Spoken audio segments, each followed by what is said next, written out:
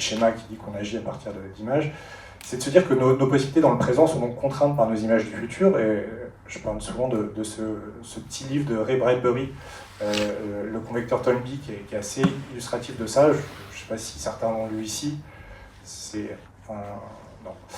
un livre assez rigolo où en fait, on est projeté dans une civilisation du futur qui est absolument merveilleuse. La maladie a été vaincue, les gens vivent 500 ans, la paix éternelle règne.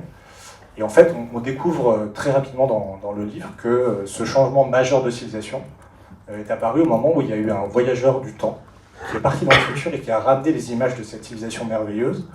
Et quelque part derrière, une mécanique s'est mise en place qui a mis en route, on va dire, le chemin vers cette civilisation-là. Et on découvre, je vous passe les rebondissements, mais on découvre qu'en fait ce voyage dans le temps était totalement factice et que la personne a juste créé des images d'un futur merveilleux auquel il a fait croire les gens, et qu'en fait ça a de facto créé la civilisation qui correspondait à l'image en question. Et c'est une bonne illustration de la façon dont nos images du futur créent quelque part notre réalité, puisqu'on les actualise par nos actions, et nos croyances dans certaines images du futur deviennent, le plus souvent, il y a quelques petits bémols à mettre certainement, mais une partie importante de la réalité.